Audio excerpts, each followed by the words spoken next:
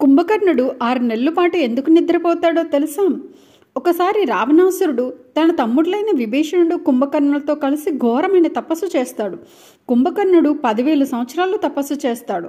వేసవికాలంలో తన చుట్టూ అగ్నిని అంటించుకొని శీతాకాలంలో పూర్తిగా నీటిలో మునిగి ఉండిపోయేవాడు.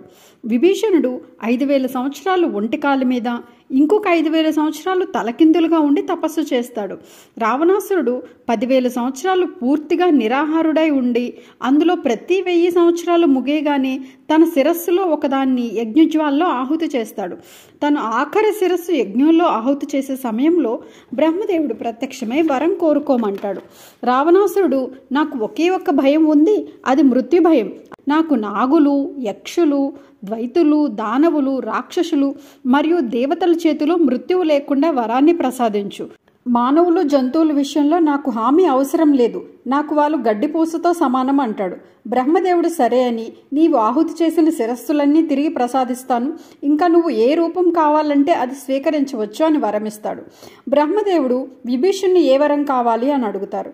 అత్యంత కష్ట సమయంలో కూడా నా మనసు ధర్మ మార్గంలో ఉండాలి, ఇంకా ఇవ్వదలిస్తే బ్రహ్మాస్త్ర జ్ఞానం నా ఆదేశానుసారం నాకు ప్రత్యక్షం కావాలి అని అడుగుతాడు. బ్రహ్మదేవుడు తదాస్తు అంటాడు. తర్వాత బ్రహ్మదేవుడు కుంభకర్ణుడికి వరాన్ని ప్రసాదిస్తుండగా ఆయన వెంట ఉన్న దేవతలు చేతులు జోడించి, ఈ రాక్షసుడు ఇప్పటికే 7 అప్సరసలు, ఇంద్రుని అనుచరులు 10 మందితో సహా అసంఖ్యాకులైన ఋషులు, మానవులను కూడా భక్షించాడు. ఏ వరము లేనప్పుడే ఇతను ఎంతో అల్లకల్లోలం సృష్టించాడు. ఇక మీ నుండి వరాలను పొందితే ముల్లోకాలను భయభ్రాంతులను చేస్తాడు, మీరే ఏదో ఒకటి చెయ్యాలి అని ప్రార్థిస్తారు. దేవతల విన్నపాన్ని జాగ్రత్తగా పరిశీలించిన మీదట బ్రహ్మదేవుడు తన భార్య అయిన సరస్వతీదేవిని స్మరించగానే ఆమె వచ్చి, ప్రభు, నేను చేయవలసిన సేవ ఏమి అని ప్రశ్నించగా, నీవు కుంభకర్ణుడి నోటు వాక్కు కాగలవు అని చెప్తాడు. ఫలితంగా బ్రహ్మదేవుడు కుంభకర్ణుడిని వరం కోరుకోమని అడగగానే కుంభకర్ణుడు ఇదివరకే ఇంద్రుడితో ఉన్న గొడవ కారణంగా ఇంద్రుడి స్థానం కావాలని మనసులో అనుకుని బ్రహ్మదేవునితో, నాకు అనేక సంవత్సరాలు నిద్రాసనం కావాలి అంటాడు.